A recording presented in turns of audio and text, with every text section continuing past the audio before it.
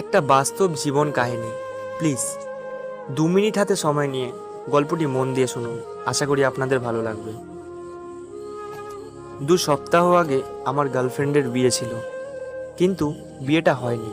কারণ বিয়ের দিন আমি ওকে তুলে নিয়ে এসেছিলাম এবং কোর্ট ম্যারেজও করে ফেলি দুজন। আমার বাবা মা বিষয়টি মেনে নিল না, বিধায় আমাদের বাসা থেকে বের করে দিল। অসহায় ঘুরছিলাম দুটি প্রাণ। আমি ভাবলাম যত কষ্ট হোক, মেঘাকে একটা থাকার ব্যবস্থা আমাকে করে দিতেই হবে। হাতে কিছু টাকা ছিল, ওই টাকা দিয়ে একটা মহিলা মেসে তুলে দিলাম। আমার কাছে প্রায় সব টাকাই শেষ। কথায় আছে, বিপদে পড়লে বন্ধু চেনা যায়। একজনও পাশে এসে দাঁড়ায়নি আমার। কি না করেছি তাদের জন্য। যাই হোক, এটাই হয়তো পৃথিবীর নিয়ম। বড্ড স্বার্থবাদী এই পৃথিবীটা। এদিকে রাত বেড়ে গেল, হাতে 1 টাকাও নেই।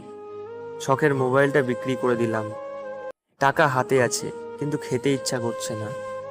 ভাবলাম আমি যদি একটু কষ্ট করি, তাহলে হয়তো মেঘা ভালো থাকবে। এর মধ্যে অন্তত আকাশের ওপর ছাদটা তো পাবো।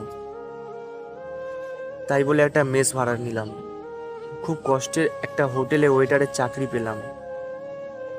নিজেকে প্রশ্ন করলাম, টাকাই কি সব কিছু? একদিন দুপুরে হোটেলে 10 জন ফরেনার আসলো, কিন্তু কেউ তাদের খাবারের অর্ডার নিতে পারলো না। আমি বিবিএসে অধ্যয়নরত এক ছাত্র, তাই ইংরেজিতে কথা বলার কৌশলটা আমার অনেক আগে থেকেই জব্দ করা ছিল।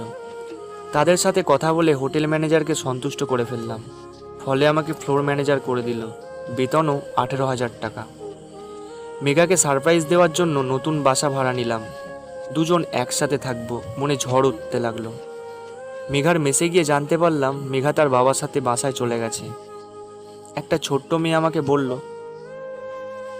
মেঘা আপনাকে এই চিঠিটা দিয়েছে। চিঠিটা এমন ছিল, শুনুন। আশিক, যখন তুমি আমাকে বিয়ে করে সুখী করতে পারবে না, তবে কেন আমার সুখের রাজ্য থেকে নিয়ে এসেছিলে তুমি? তোমার অবস্থা এখন আর 5টা থার্ড ক্লাস ছেলের মতো। যাই হোক, তোমার বাসায় ডিভোর্স পেপার চলে যাবে। প্লিজ আমাকে যদি একটুও ভালোবেসে থাকো, তাহলে পেপারটা সাইন করে দিও। নির্বাক দৃষ্টিতে তাকিয়েছিলাম ওই চিঠির দিকে। মাত্র 10টা দিন কষ্ট করতে পারলো না। ব্যর্থতা আমারই ছিল। আমি একটা অপদার্থ ছেলে।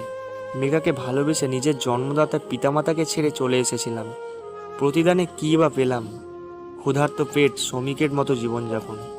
আজ সেই মেয়েটির বিয়ে, শুনছি নাকি ছেলের অনেক টাকা। টাকার ভিড়ে হয়তো বা চাপা পড়ে যাবে আশিকি ছেলের নামে ছেলেটার আর্তনাদ। জীবনের সব কিছুই নির্ভর করবে টাকার উপর। যখন টাকা ছিল, মেঘা আশিকের ছিল। আজ টাকা নেই, মেঘা অন্য কারো। আমরা চাই না এই মেঘাদের। আসুন মন থেকে ভালোবাসি, ভালোবাসাকে ভালোবাসি, কারো শরীরটাকে না। এই কারণে আমি কোনো মেয়েকে বিশ্বাস করতে পারি না, যারা একটু কষ্ট করে বলে ভালোবাসার মানুষটাকে পর করে দেয়। আসলে মেয়েরা ভালো ছেলে দেখে না, দেখে ছেলেদের টাকা। 100% মেয়ে মধ্যে 99% মেয়ে খোঁজে শুধুমাত্র টাকা, ভালো মনের মানুষ খোঁজে না। শুনেছি নাকি টাকা না থাকলে ভালোবাসা জানলা দিয়ে পালিয়ে যায়। আসলে কি কথাটা ঠিক? এই গল্পটি কেমন লাগলো কমেন্ট করে জানাতে ভুলবেন না।